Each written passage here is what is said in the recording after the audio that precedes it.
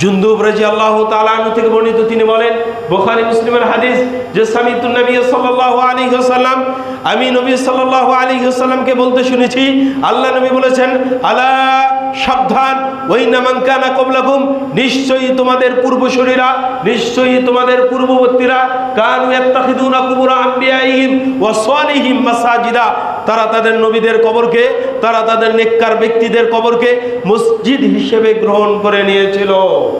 আলা সাবধান, ফালা তাত্তাখিযুল কুবুর মাসাজিদা, তোমরা কবরকে মসজিদ হিসেবে গ্রহণ করো না। ইন্নী আনহাকুম আন যালিক, আমি মুহাম্মদ তোমাদেরকে এ থেকে নিষেধ করতেছি, তোমরা কখনো কবরকে মসজিদ হিসেবে গ্রহণ করবে না। এই গ্রহণ করেছিল সেই পূর্ববর্তী সেই ইহুদি খ্রিস্টানরা, তোমরা এই সমস্ত কার্যক্রম করবে না। মুহাম্মদ সাল্লাল্লাহু আলাইহি সাল্লামের জোরালো নির্দেশ। আজকে শাহজালালের মাজারকে উঁচু করা হয়েছে, শাহজালালের মাজারে গিয়ে মানুষ সেই মাথা ঠেকায়, শাহজালালের মাজারের সামনে রেখে মানুষ সিজদা করে। এই সমস্ত কোনো বিষয়, এই সমস্ত কোনো বিধান, এগুলো ইসলামের মধ্যে নেই। সম্পূর্ণ ইসলাম এগুলো থেকে মুক্ত। সম্মানিত উপস্থিতি, অথচ মানুষ মনে করে যে সারা দুনিয়ায় ইসলাম নেই, কোরআন হাদিসে ইসলাম নেই। শাহজালালের মাজারে ইসলাম রয়েছে, শাহপরানের মাজারে ইসলাম রয়েছে, গোলাপ শাহের মাজারে ইসলাম রয়েছে, বিভিন্ন কবরে ইসলাম রয়েছে, যার কারণে মানুষ এই কবরে হুমড়ি খেয়ে পড়ে। দুঃখজনক হলো সত্য, মুহাম্মদ সাল্লাল্লাহু আলাইহি ওয়াসাল্লামের যেখানে আদেশ, মুহাম্মদ সাল্লাল্লাহু আলাইহি ওয়াসাল্লামের যেখানে নির্দেশ, ইন্নী আনহাকুম আন যালিক, আমি তোমাদেরকে এই থেকে নিষেধ করতেছি, তোমরা কখনো কবরকে মসজিদ হিসাবে গ্রহণ করবে না। সম্মানিত উপস্থিতি, দুঃখজনক হলেও সত্য, ওই মাজারপন্থীরা বলে, আমরা তো এখানে সিজদা করতে বলিনি, বেটা সিজদা করতে বলিনি, কবর পাকা করতে কোন ইসলাম তোমাকে বলেছে? এটা স্পষ্ট করতে হবে।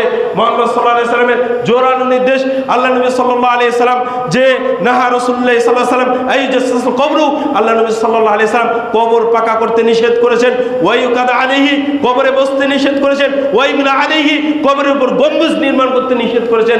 মুহাম্মদ সাল্লাল্লাহু আলাইহি ওয়াসাল্লাম সেই কবরের উপর সিজদা করতে নিষেধ করেছেন, কবরের উপর বসতে নিষেধ করেছেন, কবরের উপর গম্বুজ নির্মাণ করতে নিষেধ করেছেন।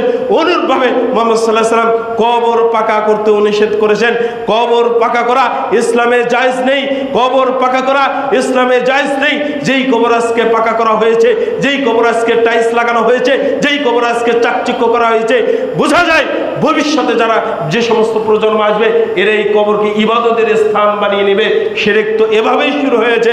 এই জন্য কোনো ব্যক্তির কবর পাকা করা ইসলামের সুযোগ নেই, মূর্তি বানানোর সুযোগ তো নাই। কোনো কবরকে পাকা করা, কোনো কবরকে চকচকা করা, কোনো কবরে টাইলস লাগানোর কোনো সুযোগ নেই। এই জন্য এগুলো ইসলামে টোটালি হারাম।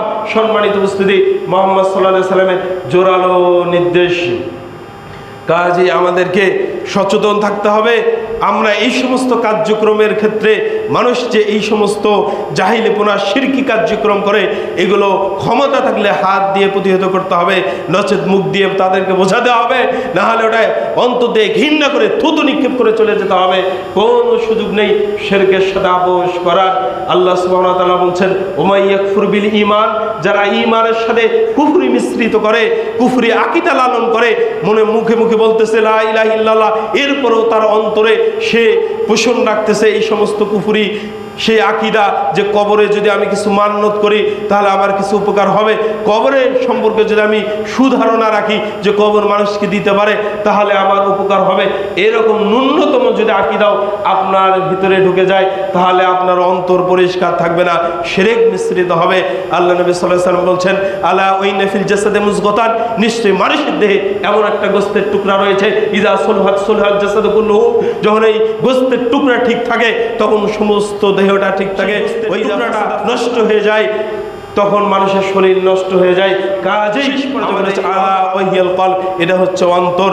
সম্মানিত উপস্থিতি, এই জন্য আমাদের অন্তরকে পরিশুদ্ধ রাখতে হবে যাবতীয় শিরকি কর্ম থেকে, যাবতীয় বিভ্রান্তিকর বিশ্বাস থেকে।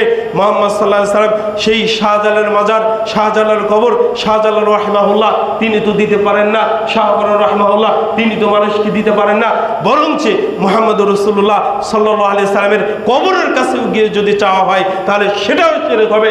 মুহাম্মদ সাল্লাল্লাহু আলাইহি সাল্লামও দিতে পারেন না, শুধুমাত্র আল্লাহ সুবহানাহু ওয়া তাআলা মানুষকে দেওয়ার ক্ষমতা রাখেন। এই জন্য আল্লাহ সুবহানাহু ওয়া তাআলা বলছেন, ওমা খলাকতুল জিন্না ওয়াল ইনসা ইল্লা লিয়াবুদুন, আমি মানুষ এবং জিন জাতিকে সৃষ্টি করেছি আমার ইবাদত করার জন্য। মানুষ আমার ইবাদত করবে, মানুষ আমার দাসত্ব করবে, মানুষ আমাকে সিজদা করবে, এই জন্য আমি তাদেরকে সৃষ্টি করেছি। সেই হিন্দু হোক, তাকে সৃষ্টি করেছেন আল্লাহ সুবহানাহু ওয়া তাআলা তার ইবাদত করার জন্য। খ্রিস্টান হোক, তাকে সৃষ্টি করেছেন আল্লাহ সুবহানাহু ওয়া তাআলা তার ইবাদত করার জন্য। সেই অমুসলিম হোক, যে কোনো প্রকৃতির মানুষ হোক না কেন, তাকে সৃষ্টি করা হয়েছে আল্লাহ সুবহানাহু ওয়া তাআলার ইবাদত করার জন্য, দাসত্ব করার জন্য। কিন্তু যুগের পর যুগ এই সমস্ত তার পারিবারিকভাবে সে ক্ষতিগ্রস্ত হয়ে যায়, সে সামাজিকভাবে ক্ষতিগ্রস্ত হয়ে যায়। সম্মানিত উপস্থিতি, তার পরিবার তাকে এই সমস্ত তাওহীদ থেকে সেই পিছে ছুটিয়ে দেয়, তার পরিবার তাকে এই সমস্ত খ্রিস্টান ধর্মে দীক্ষিত করে। কাজী